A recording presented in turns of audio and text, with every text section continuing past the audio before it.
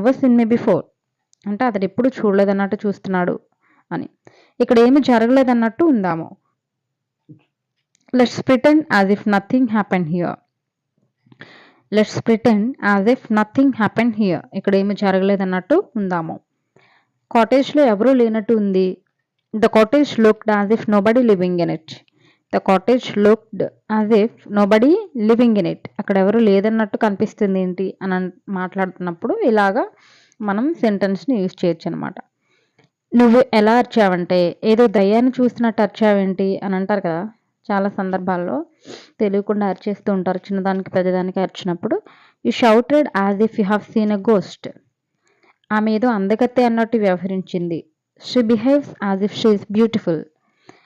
ఆమె ఏదో అందగత్తె అన్నట్టు వ్యవహరించింది. She behaves as if she is beautiful. ఏమీ తెలియనట్లు